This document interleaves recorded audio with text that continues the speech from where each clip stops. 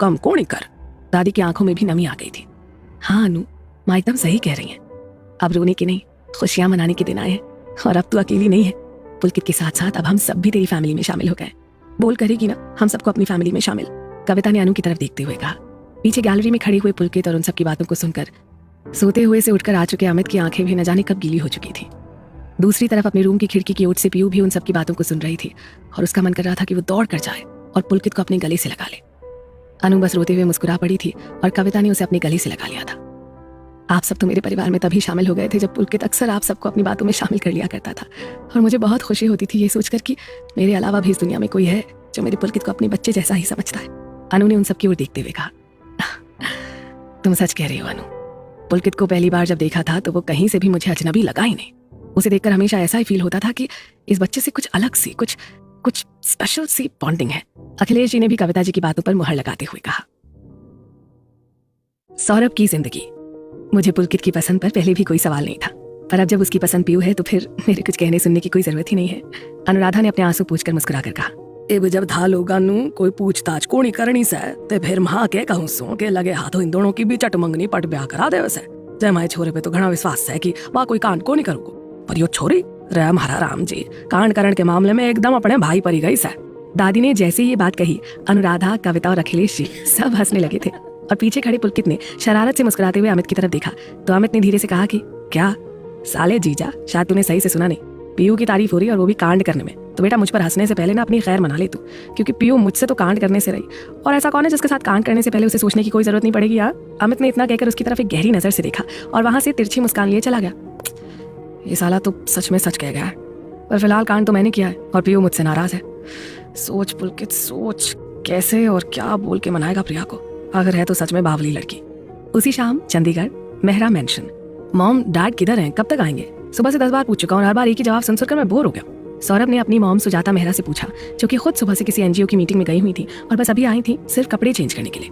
आखिर सुबह से समाज सेवा की मीटिंग अटेंड करके बोर जो हो रही थी और इस बोरियत को मिटाने का एक ही तरीका था, उनकी फ्रेंड्स के साथ होने वाली किटी पार्टी, जो कि उनकी सोसाइटी के क्लब हाउस में होने वाली थी। बेटा तुम्हें कितनी बार बताया कि तुम्हारे डैड अपनी किसी जरूरी मीटिंग के लिए दिल्ली गए हुए हैं, आ जाएंगे रात तक या फिर कल, हाँ कल सुबह तक, और या फिर मीटिंग के बाद अगर उनकी कोई दूसरी मीटिंग निकल आई तो फिर शायद उसकी अगली रात को। सौरभ ने सुजाता मेहरा की अधूरी बात को पूरा करते हुए कहा, सौरभ बेटा you know your dad very well, then why you asking such silly questions. Sujata ने अपने चेहरे पर महंगे कॉस्मेटिक्स की परत चढ़ाते हुए कहा, मॉम मुझे यहाँ आए हुए 36 घंटे से ज्यादा हो चुके हैं और आप दोनों में से किसी ने भी अब तक मेरे साथ बैठकर ना ही डिनर किया है और ना ही लंच किया। सौरभ ने थोड़ी उदासी से कहा, बेटा stop behaving like a crazy boy, अब तुम बड़े हो चुके हो और तुम अच्छी तरह से जानते हो कि तुम्हारे डैड विजय मेहरा ना सिर्फ चंडीगढ़ के बल्कि इस पूरे एनसीआर रीजन के नंबर 1 बिजनेसमैन है और मैं अपने फील्ड की एक मशहूर सोशल वर्कर हूँ, तो हम दोनों घर पर बैठकर तो अपना काम नहीं कर सकते ना बेटा। सुजाता ने लापरवाही से कहा, पर मॉम मुझे आपको और डैड को कुछ बताना था, something very special, something special about me and my life. Saurabh के जहन में अंजलि का अक्स उभर आया था और वो कब ब्लश करने लगा उसे पता ही नहीं चला। बेटा अभी मुझे लेट हो रहा है, मैं आती हूँ ना रात को, तब बात करती हूँ तुमसे। सुजाता ने फटाफट अपना महंगा ब्रांडेड पर्स उठाया और सौरभ की तरफ एक फ्लाइंग किस उछालते हुए I love you my baby कहकर वहां से सर से निकल गई अपनी महंगी चमचमाती हुई गाड़ी में बैठकर अपनी पार्टी के लिए। पर मॉम, सौरभ की मन की बात उसके मन में ही रह गई। वो उस बड़े से आलिशान से लिविंग रूम में एक इंपोर्टेड सोफे की सिंगल चेयर पर बैठ गया और उदासी से दरवाजे की ओर देख रहा था, जहां से अभी अभी उसकी मॉम उसे लव यू बेबी कहकर चली गई थी। लव यू बेबी, क्या सच में मॉम मुझे प्यार करती हैं? मुझे आए हुए पूरा 1.5 दिन हो गया और आप दोनों के पास इतना समय भी नहीं है कि आप लोग मुझे नजर भर के देख भी सके। सौरभ ने एक आह भरी और अपने फोन की स्क्रीन में लगी अंजलि की फोटो को देखकर मुस्कुरा उठा। तभी पीछे से किसी ने उसके कंधे पर हाथ रखा और वो चिहुक कर पीछे मुड़कर देखने लगा। बाबा यू ही है ना जिनका आप मालकिन से मिलवाए चाह रहे हो? ये मेहरा मैंशन के 18 साल पुराने नौकर थे विष्णु काका, जिन्होंने सही मायने में सौरभ को माँ पापा का प्यार दिया था जब तक कि वो यहाँ घर पर रहा। हाँ काका ये वही है, कहते कहते सौरभ की आंखों में चमक आ गई थी। वो भूल कैसे गया कि इस घर में किसी के पास उसके लिए टाइम हो ना हो, पर विष्णु काका उसके लिए हमेशा खाली रहते हैं। बहुत सुंदर है बाबा, क्या नाम हो ये बिटिया का? विष्णु काका ने बहुत प्यार से पूछा था। अंजलि वधावन, यही अम्बाला की और फिलहाल एएफएमसी में मुझसे 1 साल जूनियर है। सौरभ फिर से शर्माने लगा था अंजलि के बारे में बताते हुए। हाँ एकदम है गजब जोड़ी लागी, जौने दिन तुहार और बिटुआ का लगन हुई। विष्णु काका ने खुश होकर कहा।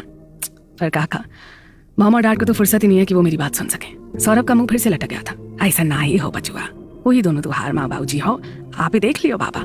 मालिक और मालकिन तुहार पसंद को जरूर पसंद करे हैं और अंजलि बिटिया को तुहार घरेतिन बनाने को मंजूरी दे दहीन। विष्णु काका ने सौरभ को तसल्ली देते हुए कहा।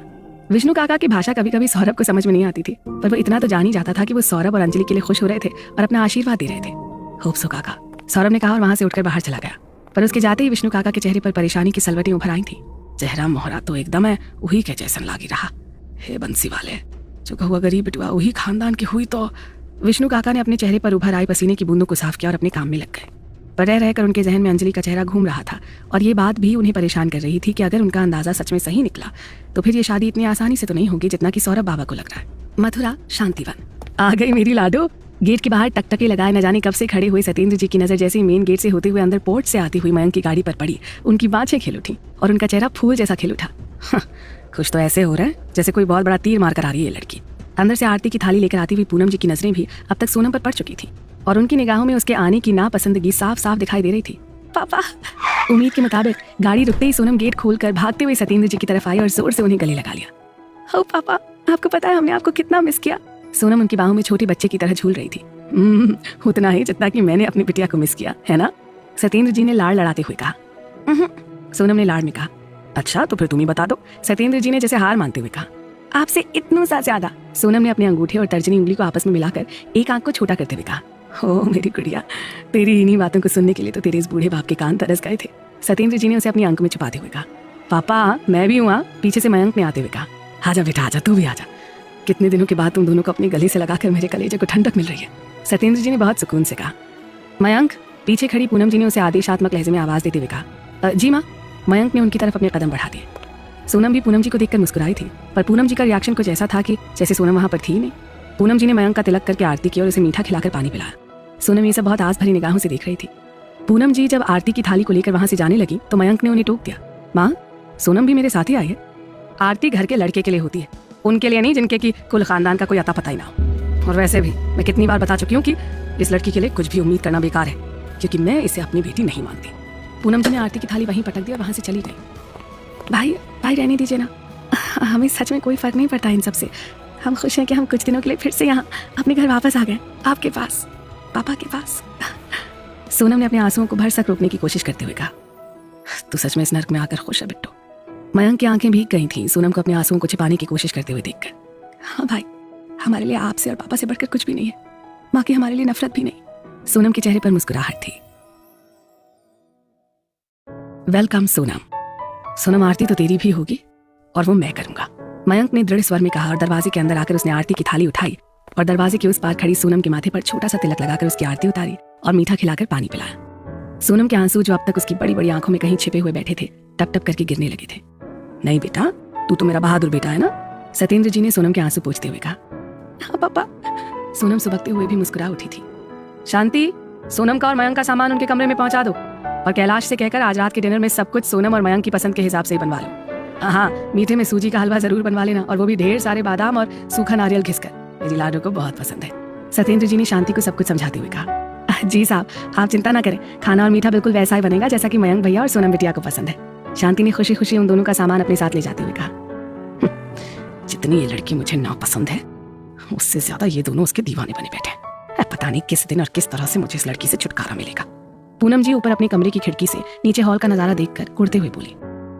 ऊपर से नीचे झांकते हुए जैसी उनकी नजरें सत्येंद्र जी से मिली और जवाब में सत्येंद्र जी व्यंग से मुस्कुरा उठे थे, जैसे कि मनी मन पूनम जी से कह रहे हो कि तुम चाहे कुछ भी कर लो पूनम, पर मैं अपनी बेटी के चेहरे की खुशी कम नहीं होने दूंगा कभी भी। पूनम जी ने खिसियाते हुए एक झटके में अपने कमरे की खिड़की बंद कर ली थी उस व्यंगात्मक हंसी को देखकर। पूनम ने अपना खाना अपने कमरे में ही मंगवा लिया था। वो पापा, हम अपने कमरे में ही खा लेते हैं ना, हमारी वजह से माँ को अकेले खाना खाना पड़ेगा तो हमें अच्छा नहीं लगेगा। उनका भी मन होगा ना कि वो आपके साथ और भाई के साथ बैठकर खाना खाएं। एक हमारी वजह से आप सब लोग अलग अलग खाना खा रहे हैं, ये ठीक नहीं है पापा। सोनम ने सत्येंद्र जी को समझाने की कोशिश की थी। नहीं छोटी, तू कहीं नहीं जाएगी, यहीं हमारे साथ बैठकर खाना खाएगी। जिसे यहाँ खाना खाना वो खा सकता है, नहीं तो फिर जिसका जो मन हो वो करे। उनसे किसी ने अंदर खाने को तो कहा नहीं है, ये उनका अपना फैसला है। मयंक ने सोनम के हाथ से उसकी प्लेट वापस डाइनिंग टेबल पर रखते हुए कहा। पर पापा, सोनम ने कुछ कहना ही चाहा कि सत्येंद्र जी ने यह कहकर उसे चुप करवा दिया कि बेटा, मयंक ने बिल्कुल सही कहा, तुम अपना खाना खाओ और आराम करो, कल से हमें तुम्हारे भाई की शादी की तैयारियों में लग जाना है। सोनम खामोशी से खाना खाने लगी थी, पर उसका एक मन अंदर के कमरे में अकेली बैठी खाने पर अपनी कुड़ा निकाल रही पूनम माँ में ही लगा हुआ था। ये ना अपने अच्छे होने का नाटक करके तुम मयंक और सत्येंद्र जी को बेवकूफ बना सकती हो, मुझे नहीं। एक बार बस मेरे बेटे की शादी सही से निपट जाने दो, फिर तो तुझे तेरी असली जगह दिखाती हूँ शांतिवन में। पूनम गुस्से में थाली में रखी हुई रोटी के टुकड़े टुकड़े करके उसे नोच रही थी। दिल्ली रघुवंशीज हाउस। रात को खाने की टेबल पर कविता और पीयू ने सबके लिए खाना लगाया और फिर सबके साथ बैठकर खाने लगी।